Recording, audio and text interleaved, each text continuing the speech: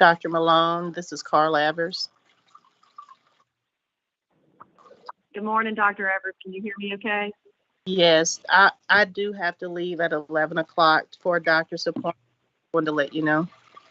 Okay, sounds good. Thank you. Good morning, Dr. Malone. This is Jefferson Hughes. Good morning, Mr. Hughes. We're being in a new space. We've got some new technology, so I'm glad to know everybody can hear me okay.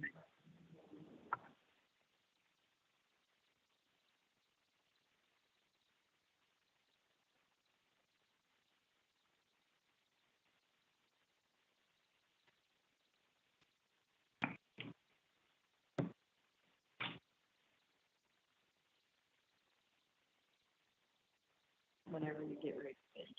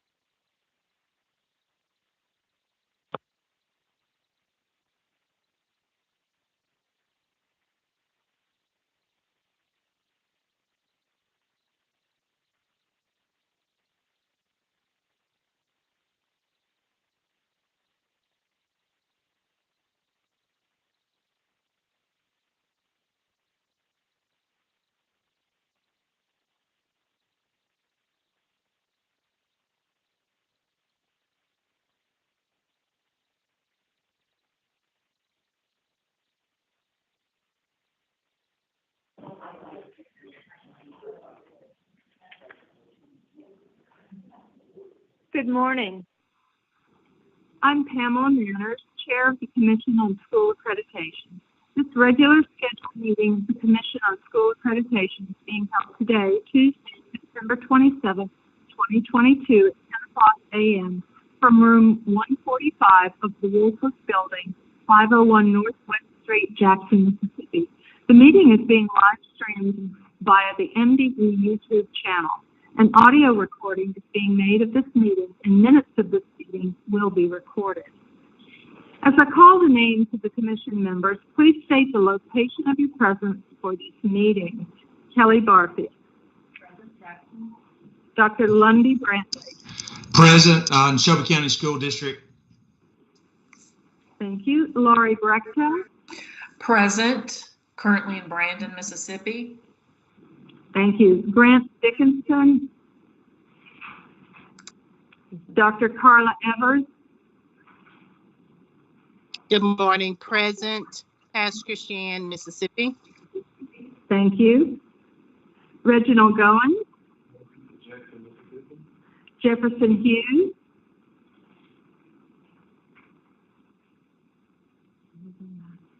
And I'm Pamela Manners, and I'm in Jackson. Dr. Valencia Martin. Is she here? She's here, but not in the room yet. Aisha Maxwell. Brett Robinson. Thank you. Brad Stevens. Good morning. Present in Amory, Mississippi. Thank you. Jan Vaughn. Sarah Wansley. Ingrid Williams. Mr. Hughes, are you able to state your location?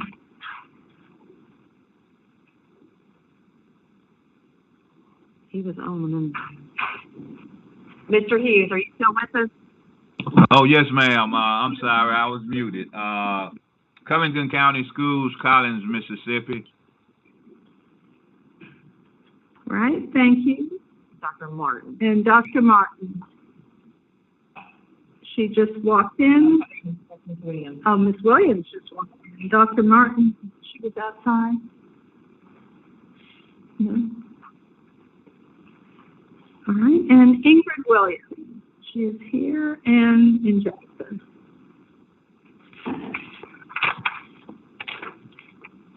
A quorum of the commission is present for the purpose of conducting this meeting. And this meeting is called to order at 10:04 a.m.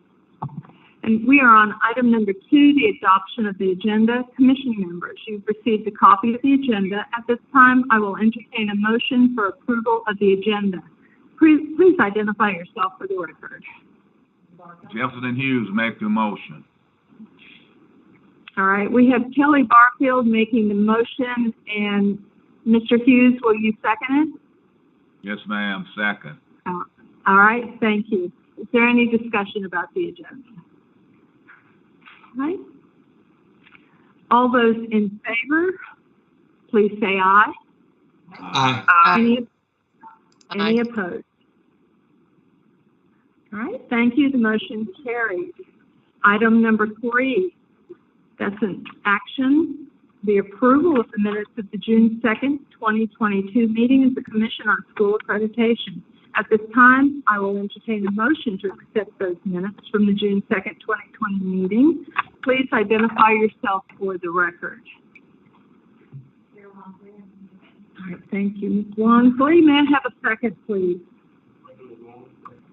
Thank you, Mr. Goins. Any discussion? All right, if not, then all in favor, please say aye. Aye. Aye. Aye. Any opposed? The motion carries. All right, thank you. We're on item 4, and that is the report of the internal review of preliminary accountability results in accordance with accreditation policy 3.1.3 of the Mississippi Public School Accountability Standards 2022. And Mr. Alan Burrow will present this information. Good morning, Mr. Burrow.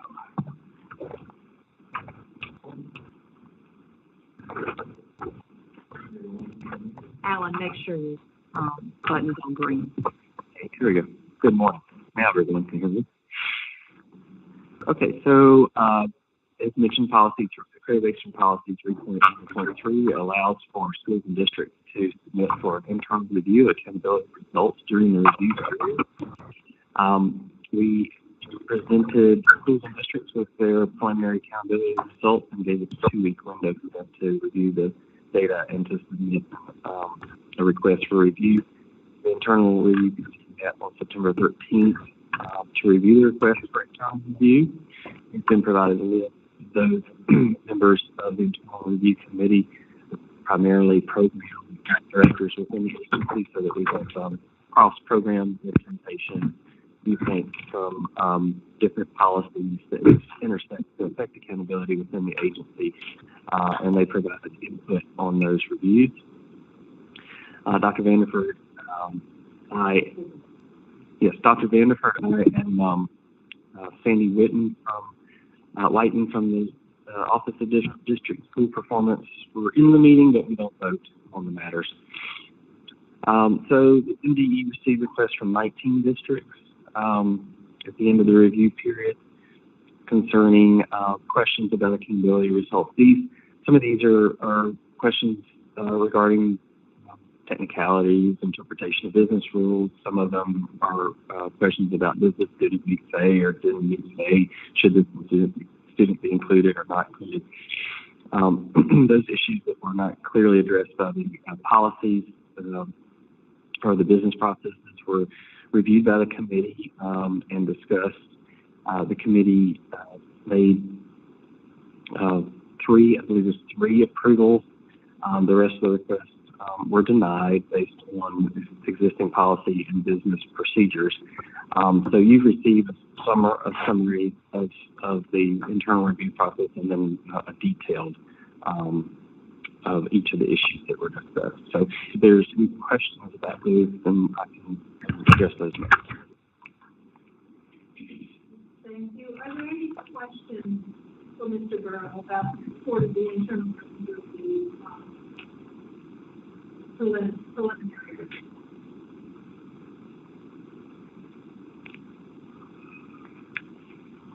All right, thank you very much. It will appear that there are any questions. Thank you, Mr. Burrow. We're moving on to item 5, and that is a discussion of school performance report for school year 2022-22 based on school year 21-22. This stipulation of information has not become official until September 2022. Again, Mr. Burrow, please present this information. And Mr. Burrow, if you could speak. I don't think they did. Okay, I'll do my best. I think it was me this time. Maybe I need to hold it. Let me just clarify because I don't think my microphone was on. I'm sorry. We're on item number 5, the discussion about the district school performance reports for school year 2023 based on year 2021-22. With the stipulation that the information will not become official until September 29th, 2022, and Mr. Burrow will again present this information. And Mr. Burrow, if you would speak really loudly, for some reason I don't think that it's coming through really clearly. Thank you. Okay, let me get this PowerPoint pulled up.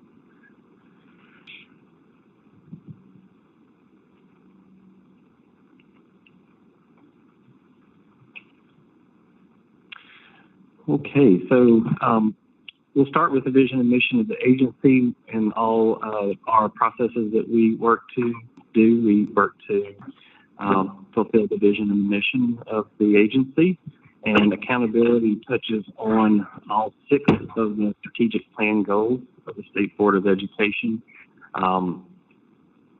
primarily in goals 1, 2, and 6.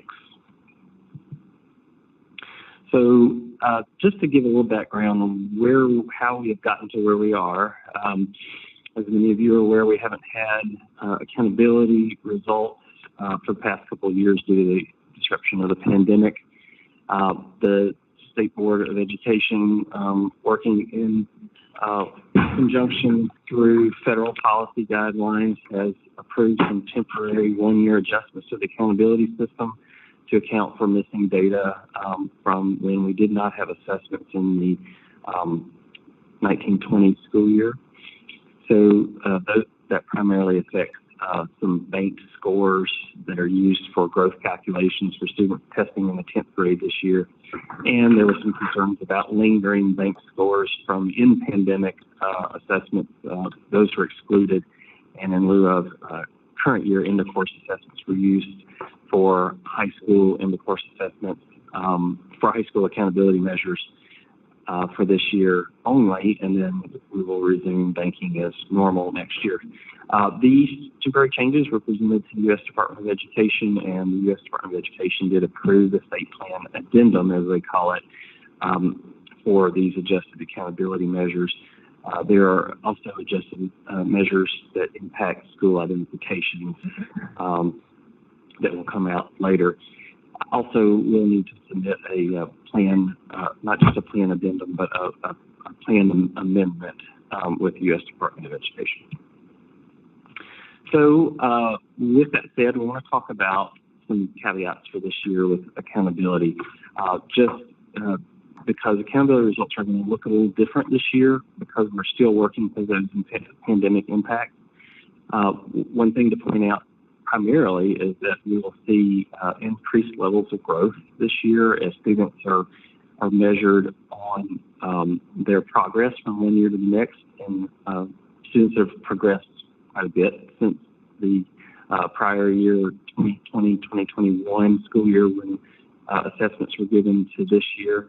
As you know, schools are in person, and we had more of a mixture of in-person and hybrid remote testing in the prior year, and assessment results were impacted by those impacts. We also had, of course, students that were still in quarantine during the pandemic in 2020-2021. So the accountability system relies heavily on growth, and we are seeing that reflected in accountability results this year as those students have progressed.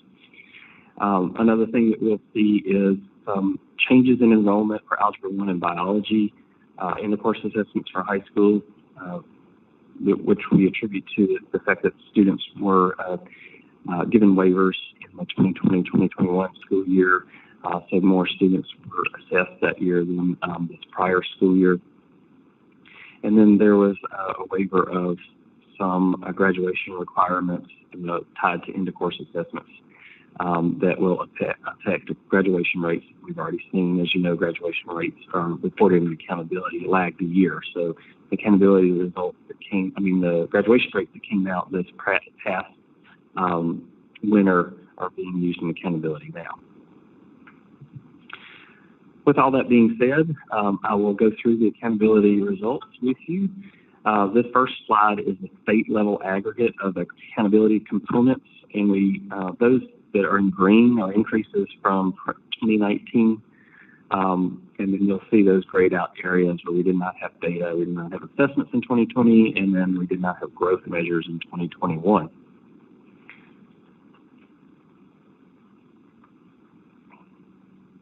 So I'll point out specifically, you'll see significant increases in growth if you look at math growth and reading growth. Also of note is that proficiency in the aggregate is equal to or greater, roughly equal to proficiency in 2019, which we already discussed when we had assessment results released. So let's talk about first district outcomes. So this slide shows the counts of grade assignments for districts from 2017 to 2022. So you'll see the distribution of grade assignments has shifted up. We have more A districts this year than we have had in prior years, and certainly fewer of the lower performing designations of D and F. There's an ENA down there, and that's because charter schools are reported as a district. We had 2 charter schools in 2019 that we didn't have data for to create the letter grade, and this year we have 1 new charter school that we can't yet assign a grade to. This chart shows movement of letter grade assignments. So the way to read this is you start on the left-hand column, that 2019 grade assignment. If we were to look at, let's say, the C, so this would say for districts that were a C in 2019, 1 of those was an A this year, 12 were a B this year, 20 stayed the same, and 1 went down to a D. So there's a little color shading there to show. So gray would be counts of districts that stayed the same. Yellow is those down, and green are those that went up. And these are our top performing districts based on total points. So when we calculate accountability, we have all of our components, we combine them together into a composite score to get a total. And these are our top performing districts.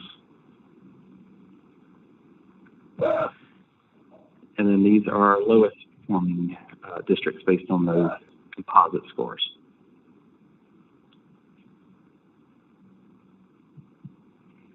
Okay, moving on to schools. So again, we'll have the same chart here for schools. And again, you'll see similar results. So a movement of the distribution up to higher grade assignments. And then our letter grade change movement for schools.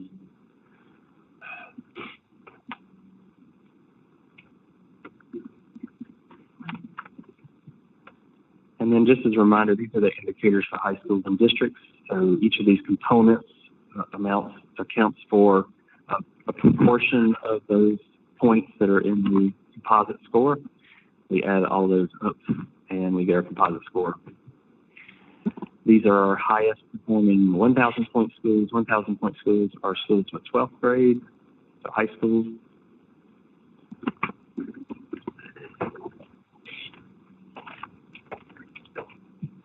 And then our lowest performing 1,000 point schools.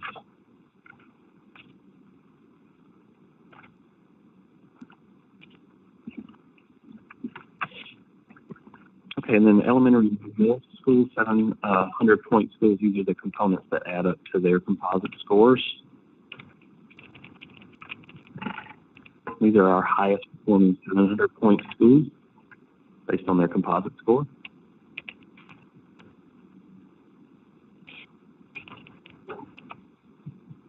And then our lowest performing 700 point schools.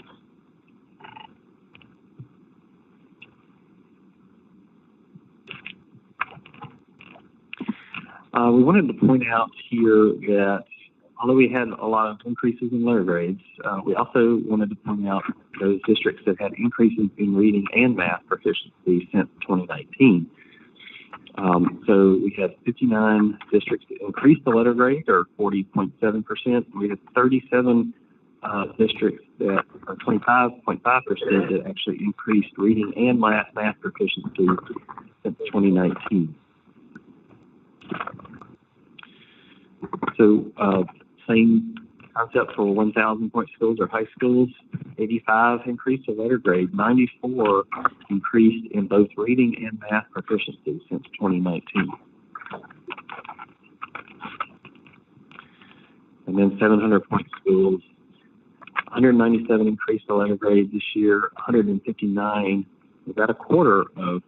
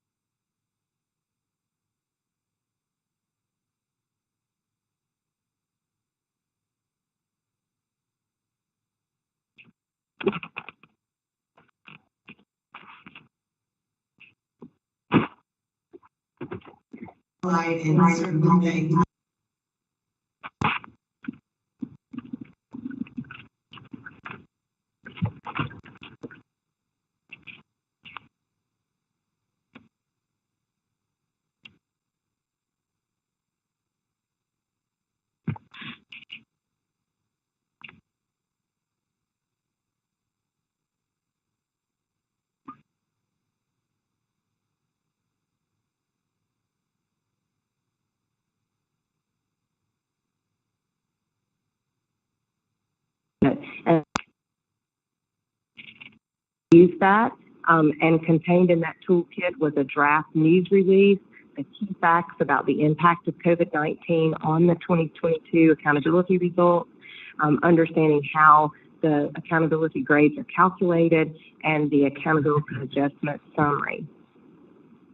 Now, the next slide will just provide an overview of how we'll partner with our colleagues in the academic areas to focus on evidence-based actions in order to improve these proficiency rates across all grade levels and content areas.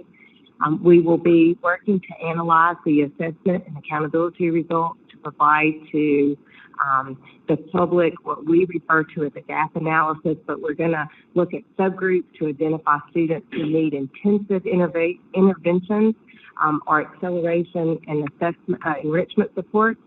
And then we'll promote the use of resources such as our on-demand tutoring and high-dosage tutoring to address these learning gaps and to accelerate learning among those students. We'll leverage community resources to extend learning opportunities for all students, and we'll analyze deployment of personnel and resources within the Department of Education based on these identified areas of need. At this time, Mr. Bureau and I, either one, will take an opportunity to answer any questions that the commission members may have regarding the results that you have before you today.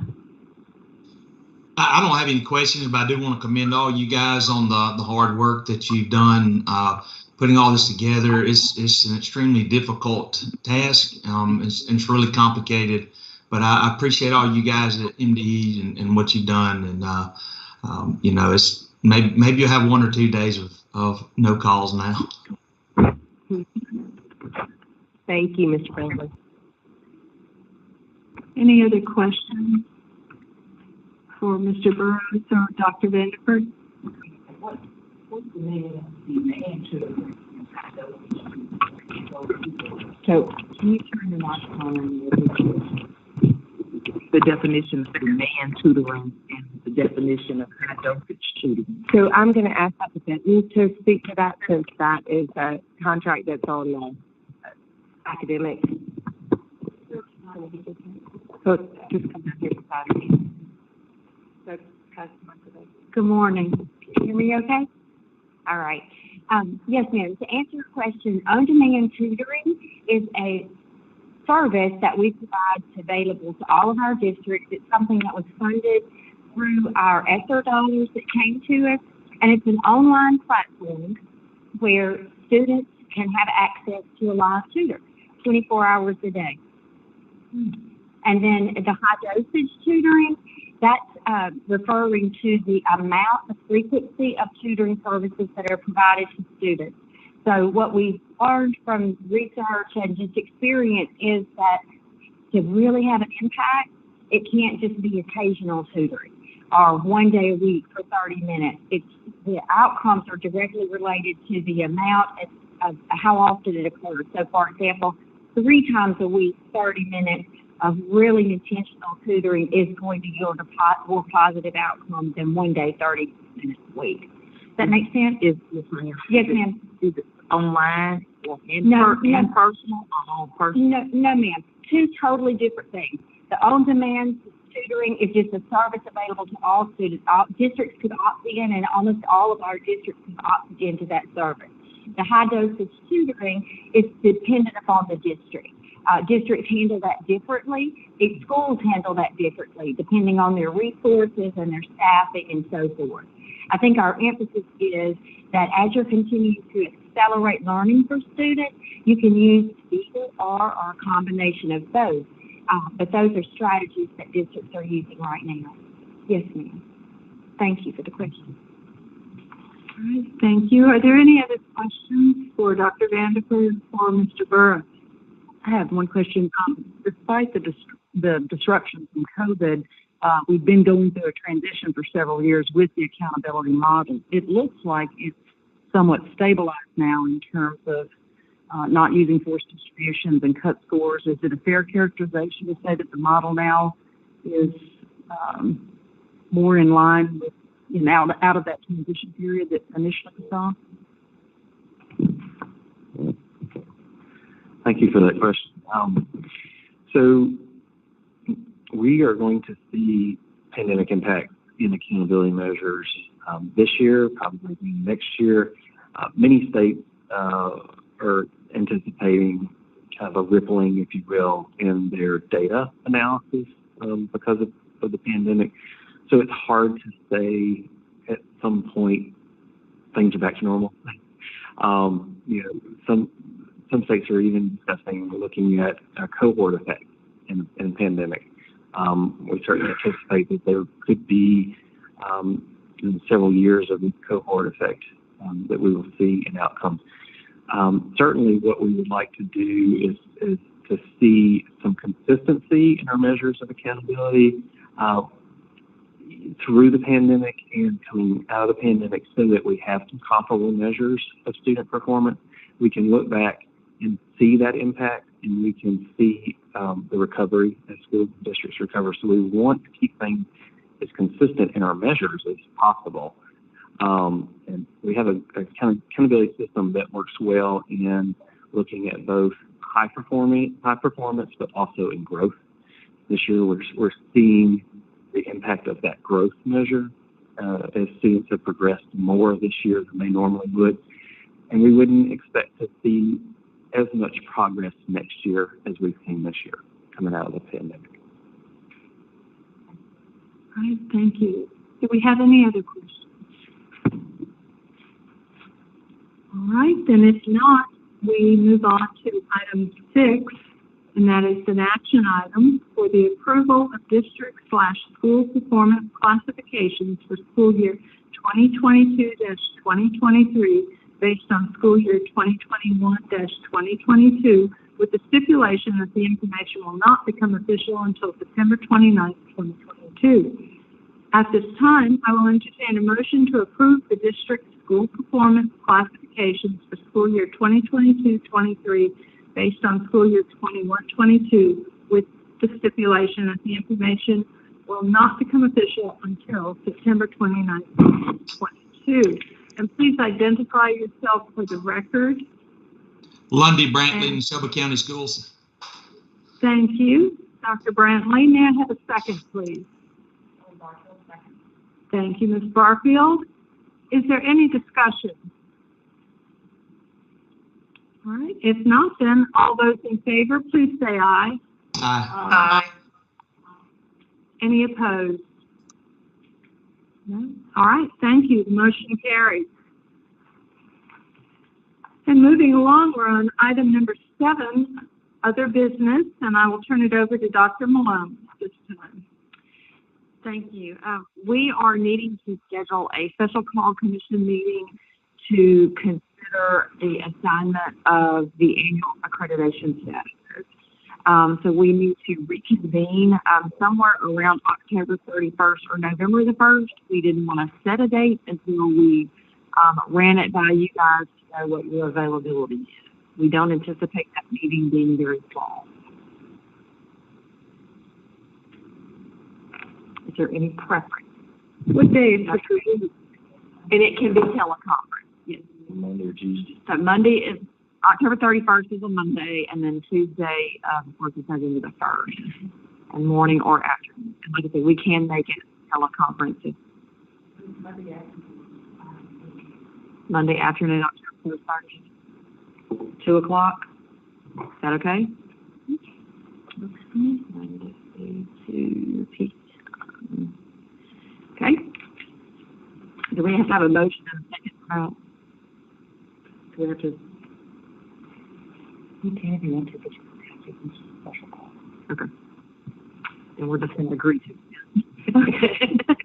All right. For those of you, if you didn't hear, we have agreed to meet on October 31st, which is a Monday, at 2 o'clock for consideration to assign the annual accreditation statuses. Other than that, our next regularly scheduled meeting after that is scheduled for Thursday, December the 1st. I'd also like to take a moment to let you know that Mr. Grant Dickinson, who was our representative on the commission as a special education director, has had to resign from his position on the commission because he is no longer special education director. He is now a principal, and so we were just made aware of that, and so we will be looking to fill that vacancy. Of course, that is a position that will have to go, just like yours, before the board for board appointment and approval. So if anyone knows of any special education directors that you would like to recommend, please send me their information, and we'll go through those and make a recommendation to the board. I'd also just like to remind you, of course, that we are not currently in the Central High School building. They are still renovating that. It's my understanding that we are still in hopes of being back in that building sometime after the first of the year. So our meetings will either be teleconference or probably here in the Woolfolk building between now and when we can get back into the building. And then lastly, I wanted to take a moment to introduce, we have one new member of our accreditation staff. Miss Megan Spears is over here, so she's been helping some of y'all with computers and getting you checked in and that kind of thing. And so over the next few meetings, you may be getting some correspondence from her, or seeing her name on some correspondence. For those of you that are here in person, you have a blue folder. That's your travel information. If you'll make sure that you get that information back to Miss Shalonda Johnson before you leave, and she'll help you with that. That's all I have for other business. Dr. Vanderford, do you have anything, or did I forget anything? No. Thank you all for being here. Thank you for those teleconference. All right. Any other questions or comments from commission members before we close? All right, then at this time, I'll entertain a motion to adjourn. Carl Evers, so moved. I have a motion from Ms. Walmsley, and I heard one, Dr. Evers. Will you second, Dr. Evers? Yes, I'll take the second. All right, thank you. All those in favor, please say aye. Aye. Aye. Aye. All right, any opposed? All right, thank you very much. Motion carries. We stand adjourned at 10:34 a.m. Thank you all very much for coming, and see you next time.